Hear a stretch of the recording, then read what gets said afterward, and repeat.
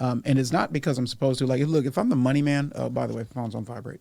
If I'm the money man, meaning that I'm the financier for whatever this project is, what I would like to do is to make sure that I'm going somewhere that has enough resources, has capability, has like reliability, professionalism. An artist should focus on artist stuff, right? What I've also learned, as you know me throughout all this history, is that I ain't just an artist. Like the creator needs to know the intricacies of the product. Right. So as she mentioned, okay, well, I know you know everything. Thank you. I do. I don't want to be responsible for everything. But if something goes sideways, I do want to know that was the causality. This is the area of responsibility. That's our focal point. I don't want you just telling me. So it's actually funny you say that, because in project management, you have to know. That's what makes a good leader. Exactly. You have to know enough to be dangerous. Exactly.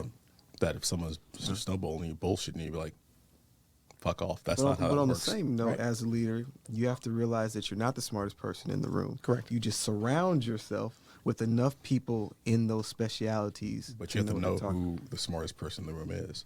Right? Someone could bullshit you if you don't know enough. Right. That's like when I buy a car, I always research the living hell out of cars. That's why I learned how to fix cars, just so people couldn't bullshit me. Right. Like I thought Van was bullshitting me forever, but I realized, no, he's just slow as fuck. What's important to me is that we have enough knowledge of the thing to have an intelligent conversation. Correct. I don't need to be the professional. Like I joke about that all the time, man. Like I talk, I didn't go learn a trade in that regard, so I hire people to fix my house. Right. Do I know what's happening with the house? Yes. But I didn't go to trade school. So if I'm talking to you, I just want you to talk to me like I'm not in kindergarten. But we also need to have a realistic expectation of who is going to do what. Right. Because I ain't getting down there and dredging out anything. I'm not snaking out anything. I pay you for that. Exactly. Just don't lie to me and tell me that you're doing something else. That you're not doing. Well, so that's the thing. Like, before I hire anybody for any repair, I'll be honest with you, I YouTube the living crap out of it and like what exactly is. First, I like to determine it, because this is something I got from my dad, which you can talk. I want to see if this is something that I can feasibly do myself.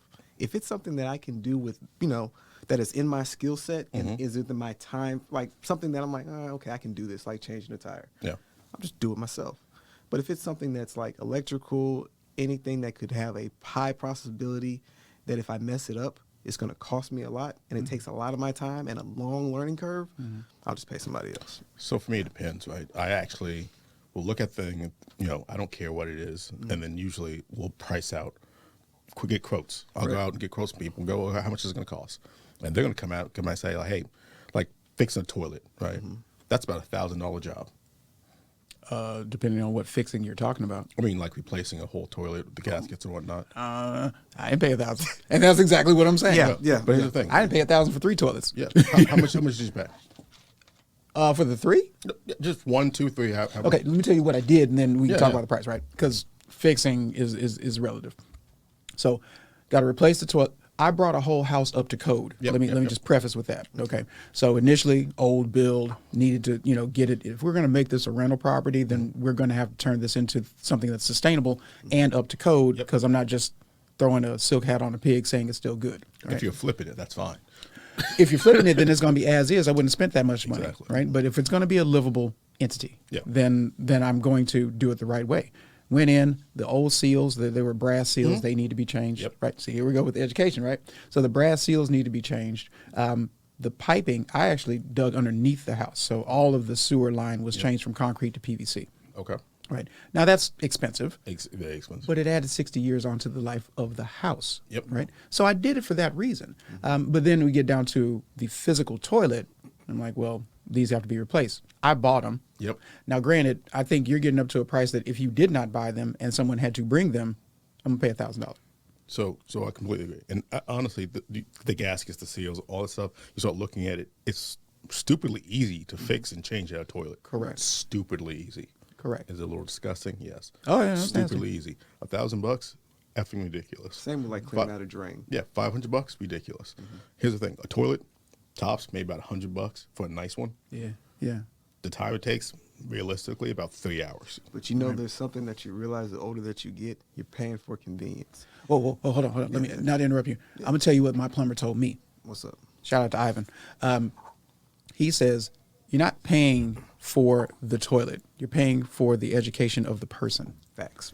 Completely agree with that. And I had to respect it. So And the fact that I don't want to do it. so The fact that I ain't doing it. Like, when's the last time anybody here's changed their oil?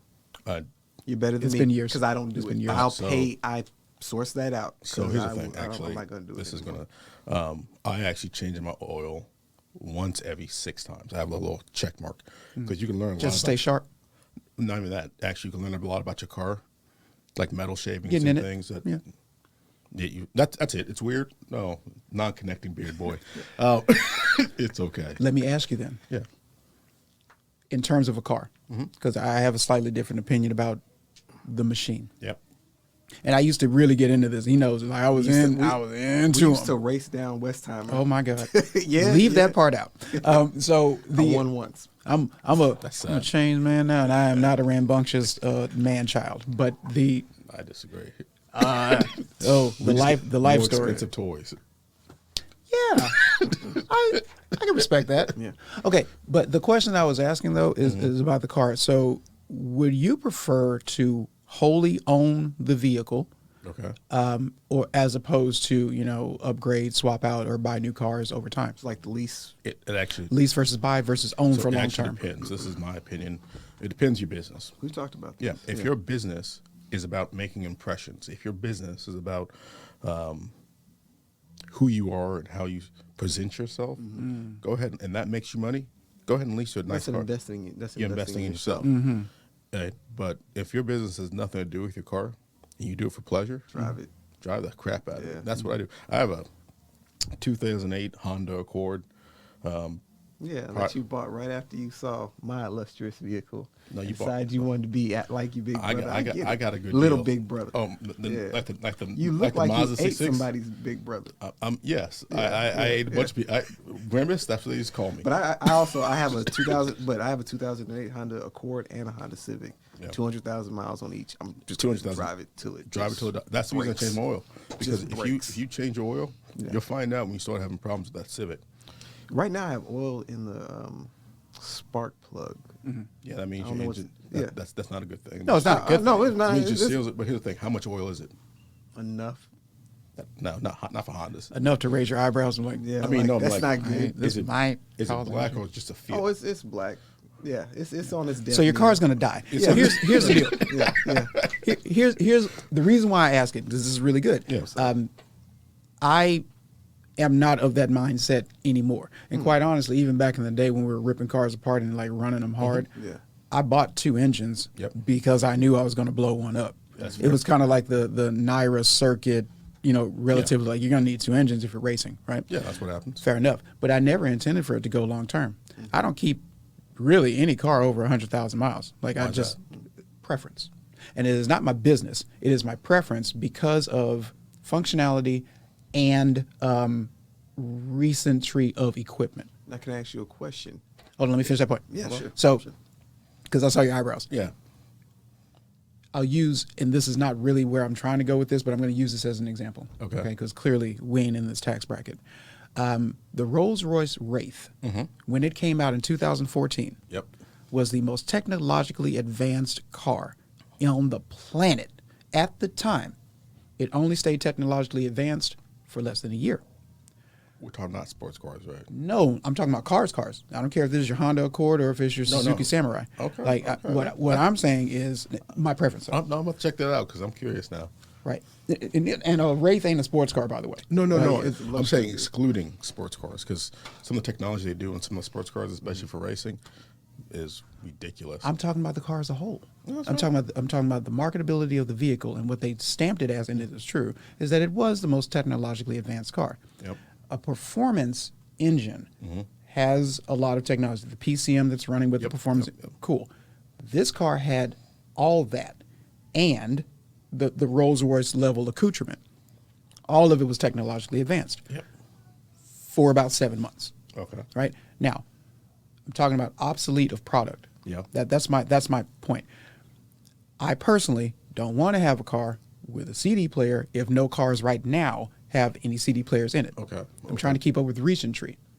So my need to fix a car now is diminishing because I'm really, really busy. I'd rather have something that spends less time in a garage or in my garage than on the road. Okay. But go ahead. I actually completely agree with you to a point. And the point I'm making is the moment my car starts having, this is when you start having any type of money, the moment my car starts having major breakdown issues, if I get stranded with my Honda once or twice, it's done. Getting rid of the Honda. So I'm not just getting rid of it. I want to ask you both a question. This is where I was going.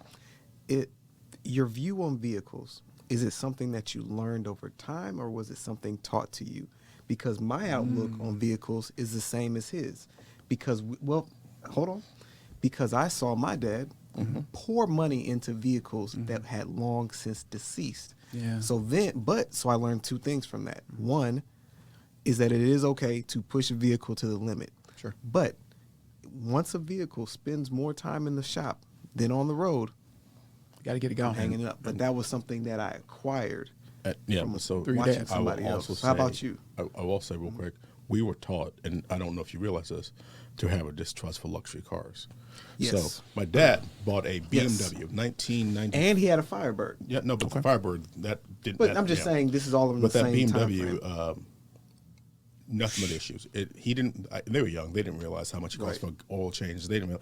And so It was you look eating at up. that, and then the issues my mom had with her Infinity or any other. Yeah. There's a just distrust. of Yeah, luxury you're vehicles. right. Sure. So I it's never thought something about that you getting hurt because I used to spend time with him trying to fix that car all the time.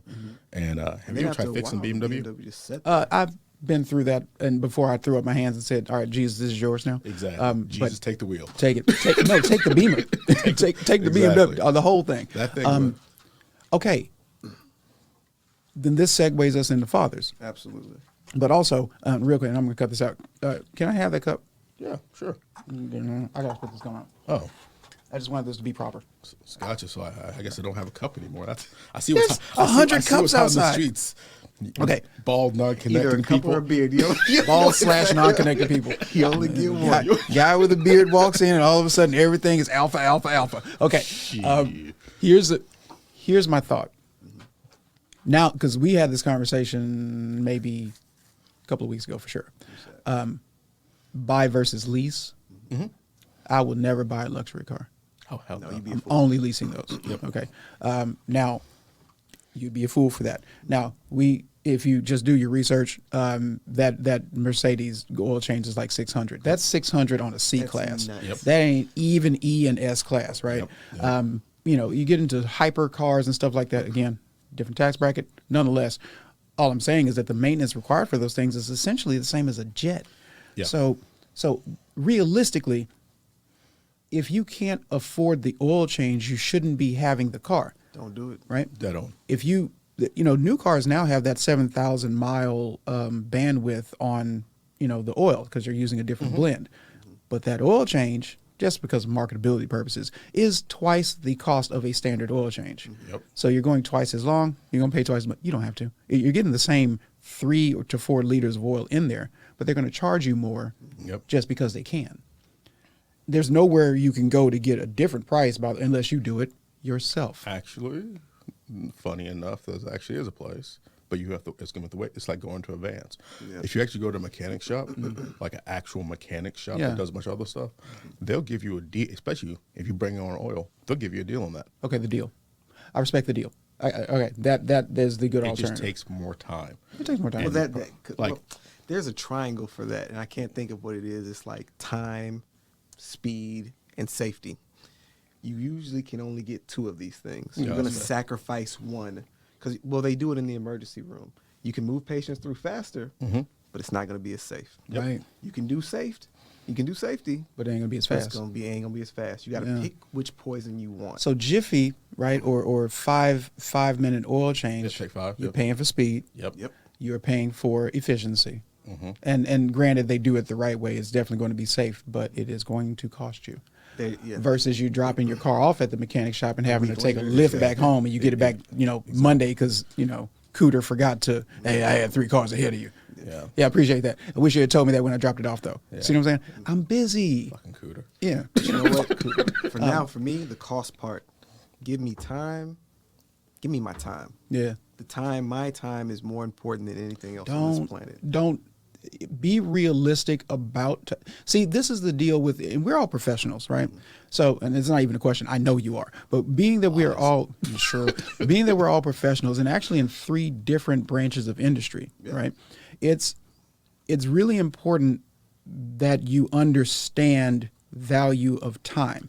Yeah. I extend that in my personal life based on how hard I go at work. And my life isn't my job. I actually like doing a lot of stuff. But what I do take, and this is back to dads, what I do take from my learning throughout all of these years is that I value my time a lot more than mostly anything else, because anything I do comes at the sacrifice of anything else. Yep. You know, so if I got to be somewhere, if I change my plans for you, if I try to set up something, if you waste my time, it's like a violation to me.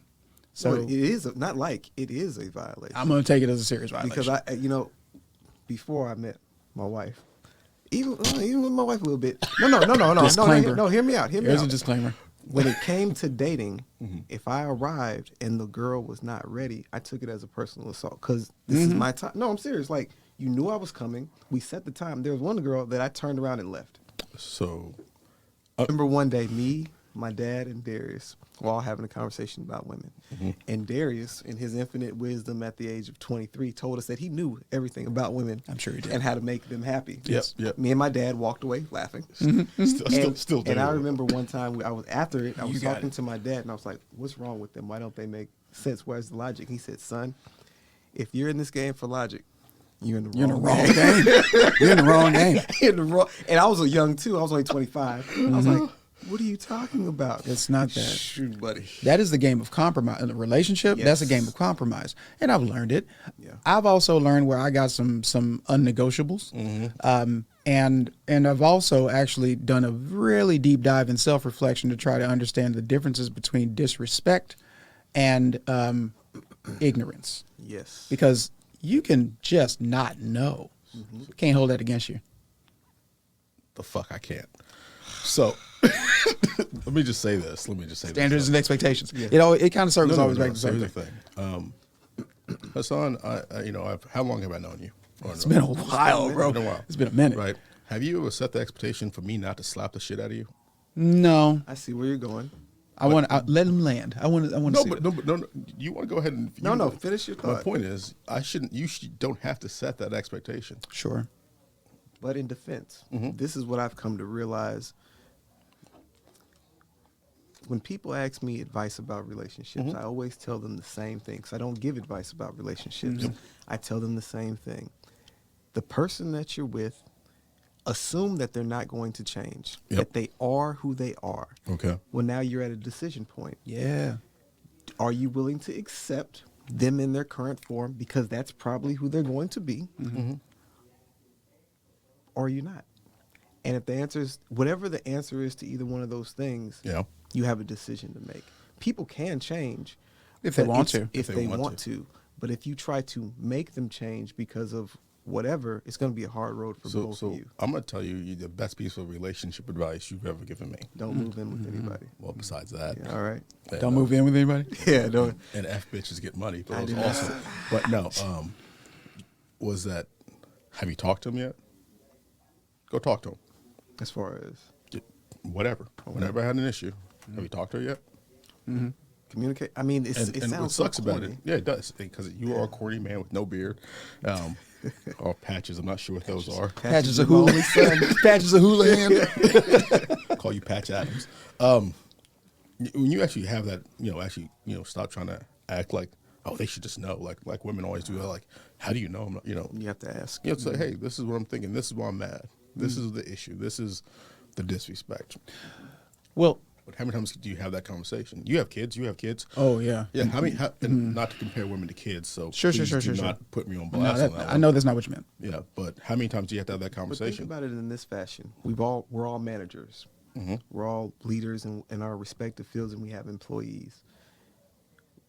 One of the key things that I never did, to your point, is I went into a lot of relationships without setting an expectation. Yeah. Not for myself, but for the woman.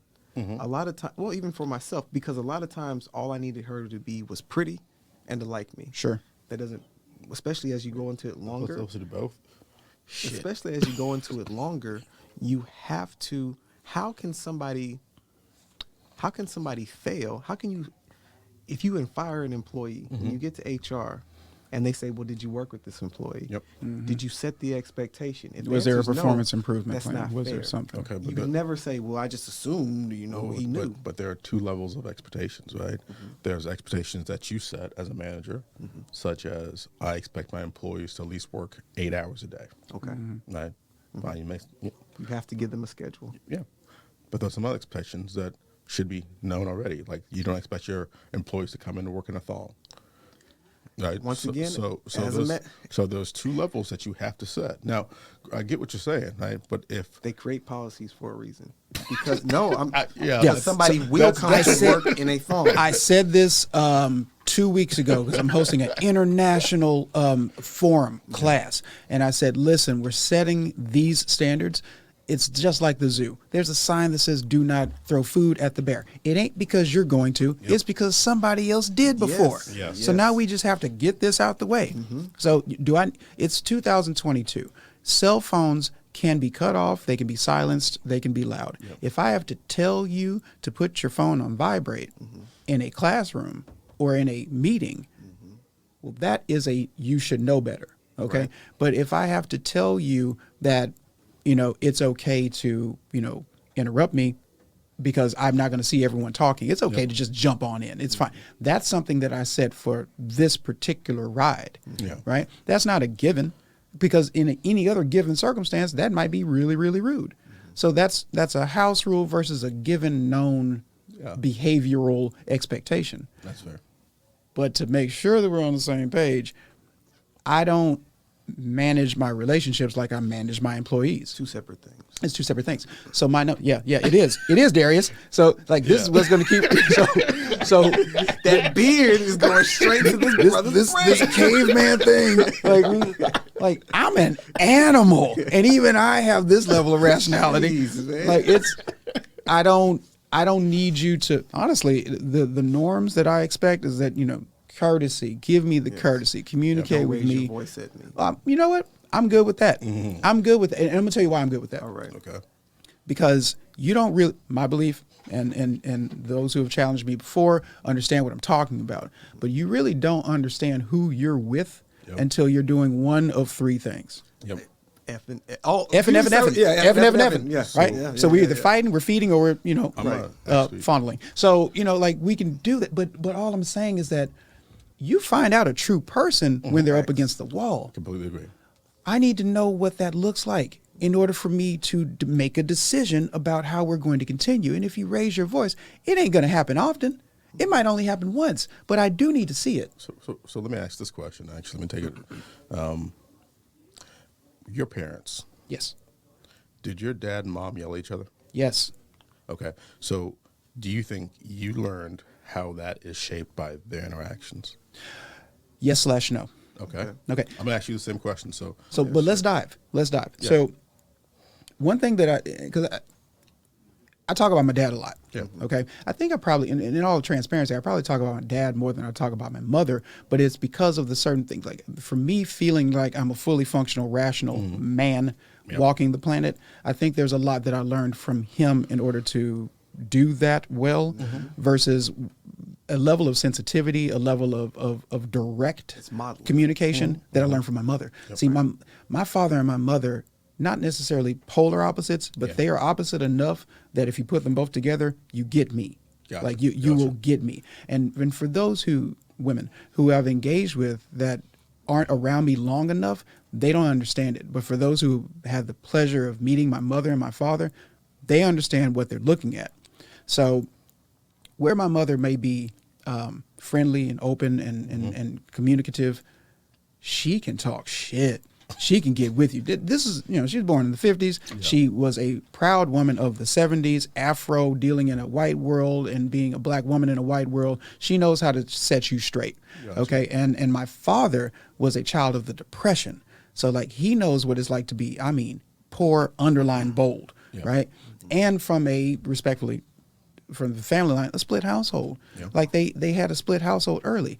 I know who my father is. I know who he was. I know the legend of him before I was born. I've heard it, and he vouched for it, and I believe him. So when I see him mad, I'm like, ooh. When he yelled at me, and he didn't do it often, but when he did, it was like, hey, I understand you're serious. So let me just back it down, right? But when my mother would, that was just par for the course. That was just actually Tuesday. You know what I mean? Like, it was like, okay, cool. So I know how to deal with both. So like you said, right? When you get in a relationship with somebody and they yell at you, you just like, that's fine. I don't flinch. Because you're used to your mom yelling.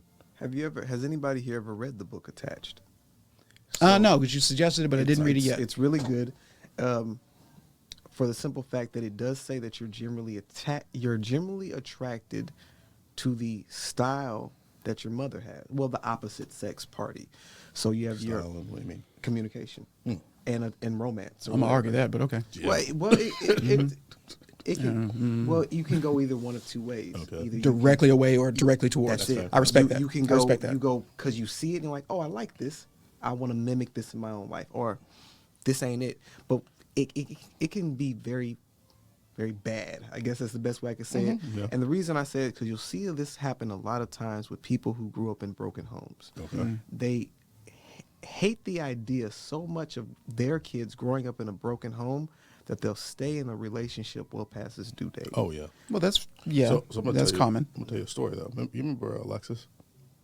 Which one? Oh man, we shouldn't say which one. Yeah. Okay. Yeah. I'm trying to Okay, think. but I'll say yes. No. I'll say yes. And as you tell the story, I'll figure it out. So she's, her husband came from a Oh wait. broken Oh, home. I know which one you're talking about. She All right. came from a broken home, right? She's cheating on her husband like left and right. He's messing with dudes, but they made a promise that they would never break up the home because of that. They don't have a relationship. They have an open understanding, apparently. They don't want to. They just don't talk about it. That's their understanding then. And it's I talk to her sporadically. She's always crying about it and how this is not what she wants, but she's not going to leave. She has a countdown when the kids turn 18 and she's out. Heard that That's- before. That's insane to me. Well, one of the most. Well, Yeah. is it okay? Now, is it insane because you, by example, haven't seen where that is a norm, or is it also because the current trend of how people don't maintain their relationships long term nowadays? Is that now the thing? No. So the insanity part about it is I used to work and volunteer at a school. The kids know that the marriage isn't working. Sure. They Kids know, yeah. They're aware. They know what's They're going on. aware. They know the was it the fights when they kind of those little. You're not helping anybody. You think you are. Yes. You think you are doing this for the kids, Yeah. but you're not. Man, that's tough. That That's can be disputed either way. It can be disputed either way. Because I we know- have data that y'all shows. have kids, right? Y'all know better, right? Yeah. So than I do. What I'm saying is they do know, and This sometimes I've this seen has kids been say, the most startling thing. So my daughter's 3; she'll be 4. "Yeah, I look over it sometimes, and she'll start punching the punching bag.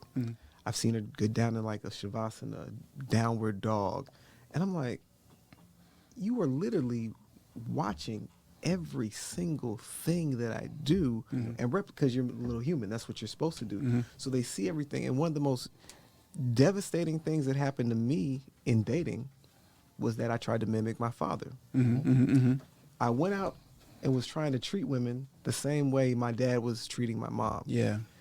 that's a To disastrous results. Sure. Because some of the women that I were dating, they Weren't were also, your mom. Well, and they were also mimicking what they saw at their household. Correct. Yes, So you're yes. mixing chemicals Yes, essentially, and yes. sometimes they blend, and sometimes they blow up in your They face. can bust. So But that's truthfully, that's kind of the joy of the game, Right. right? You just got to find the match. I'll say this though. The thing is, my dad loved my mom Yeah. a little way too much. I mean, he loved her. Yeah, he Like did. at one point, I'll give you an example. They saw this picture. I was a kid. Do you remember the banner? Yep. So it was a anniversary. My mom was working in this building. I think of the Yeah, FDIC. FDIC. Right. He got a banner. Happy anniversary. Love you forever. Posted it on the garage. It was like this. I don't even know how he got it up there. Yeah, It was a 50-foot huge banner. garage. Love you, Valley Bats. Had all these flowers delivered. They were poor. Sure. He did all sorts of just lovey-dovey romantic movie stuff. Sure. that I will never do. Well, hold on. Why did he do it? Because he loved her. Did she appreciate it? I sure hope so. You in a way you would kind of know. Yeah, he did. And She did. and I think that's kind of what we don't see in a massive, like, the internet doesn't count. I'm talking about in your real life. Of course. Like what you see in real life between, homes aren't really together as much anymore statistically. So you really wouldn't see when a man would go all out for these things. Like, you break the bank to make sure somebody understood that no matter what, I actually still do love you. Yes. Because we are going through enough. We're raising children. We're struggling financially. We're XYZ, fill in the blank. But yet I will still create a moment so that you can identify that I've made an expression outwardly and publicly that I love you. Well, Isn't that the same thing as social media, though? Right? No, it's different. No. My dad, that's something that he actually struggled with his entire life. Yep. Is trying to help out black people, and he would consistently get screwed over. It Yep. was something Sure. would always happen. I do remember this time. You know what I'm about to talk about? Yeah, I do. He I do. worked. You actually remember the story a little bit better than I do, where he worked at the Marriott, and I think he told a young lady that she was getting underpaid. Mhm. This blank walked into the manager's office. Used his name and got him fired. Yep. Mhm. Yep. Now, I've asked someone this question recently in terms of behavior of people in our culture. Whose fault is it? As far as Is it now not about your dad? This is not. I mean, I'm not, I'm no, not I'm using. talking about no, I get what I'm you're trying saying, to figure out where. Yeah. So the ubiquitous question of whose fault is it was, is it her fault for breaking a code that's a given that we all know is a thing you don't do? Is it her fault for breaking that code, or is it her parents' fault for not educating her about the code, Actually, I'll take it a or step. society's? I'll take it a step further. This is something that I've had to learn in my professionalism. That part of it was my dad's fault. Yep. And the part that it was my dad's fault, and it's something that I struggle with, sometimes it's better to say nothing. Sometimes it's better not to. You have to really vet who you are offering assistance to, especially if it can play, giving somebody $50 and they don't pay you back, whatever. But if your career is on the line, silence does go a long way. I'm not saying it's completely his fault. Of course I wouldn't do that because he's trying to help. I'm going to answer Hassan's question, and I'm going to respond to this. Whose fault is it? Unfortunately, it's everybody's fault, right? I concluded that too. I But think go ahead. it's the Marriott's fault for pay discrepancies, or whoever their hotel, Society. right? And I think it's her parents' fault and her friends, because I'm sure she talked to somebody and they gassed her up and made her think like, like, he's not looking out for you. Don't worry, but he'll be fine, right? It's my dad's fault for not recognizing the type of person he's telling this stuff to. Sure. Right? He made the mistake of taking a larger risk than she was taking. You're articulating it better than I did. So as a manager, been a manager before, I still don't like it, but whatever. There are ways that you could tell somebody that without telling them that. Sure, but I think in defense of the situation, I think that maybe we're talking about grooming a person versus notifying a person. And see, grooming takes longer. I get that, but so notifying somebody, right? And this is maybe just from a safety standpoint, right? Yeah. Notification means imminent danger. Something has to happen now. Yeah. A pay discrepancy that's been there for years does not have to happen now. Okay. You could be like, hey, just FYI, when you go in there for a raise, you need to start asking for a bigger raise. That's what I was trying to say. Silence may not have been the correct word, but sometimes when I see something going on that I know can be detrimental to the employee, I'm not going to put myself on the line. To a point, I'm not going to, because you ever played the telephone game where what you say will get transformed and morphed around. Well, that's exactly what happened. Yeah. Like and this is from a safety standpoint. If someone's about to touch a hot stove, slap the hand away. You wouldn't slap the hand away if they had walking for a cup of coffee. Right? You have to just time from the immediate risk versus the grooming part, right? hate the word grooming, by the way. But people need to be groomed. They do. They absolutely do. Society has groomed us to be, and I say society because that's your parents and that's the village that was around you too. Like that's groomed you in order for you to operate the way you operate. Now you can say conditioned, but I don't think that that's really, at least the way I want to say it, the accurate depiction of how that really works. No, but I personally think the issue is, inherent back to the day of, like Kwanzaa, right? Mm-hmm. That's the point of Kwanzaa, to try to build unity. Yes. That's the point of some of those African names, the pseudo-African. Is there a right or wrong way to groom somebody? Yeah. Yes. No, hear me out. Hold on. Before you go, I would push back and say it might depend on the setting. Completely agree. Hear me out. And For circumstances, example, sure. the way that you might, I don't know, I'm thinking of Bane. The way that you might groom somebody. Batman Bane? Yeah, Okay. hear me Yeah, I out. got you. The way that you would groom somebody in a prison would not be the same way you groom somebody, I don't know, in a gated Outside of community. prison. Sure. You see what I'm saying? So there could, this is, philosophy, because if you groom either one of those people, you're setting them up for failure. Okay, so we'll just stay on Bane, but I also use this unilaterally. Grooming a person in prison should be, if we're just going to use prison, it should be the fact that you're institutionalized means that you are going to be groomed in order to be placed out of the institution and to function in a normal society. Who does that? I'm not saying they do it. I'm saying it should be the case because a penitentiary, actually, the term penitence is what that was for. It was for reform. Right. It ain't now. In the US. Where's my camera? It's not now. In the but, US. Right. But in the U.S., because it does work in Finland. It does work in Norway. They change you. You can murder, as proven, there's a stat. You can murder someone, get into prison in European countries, come out, get a job, and become a very well-paid dentist after that. You know why? Because you were groomed the wrong way. Groomed the right way. No, I'm talking about there. when you was to end up in prison. You Well, were yeah, groomed. a decision could take you there, sure. Yeah, well, yeah.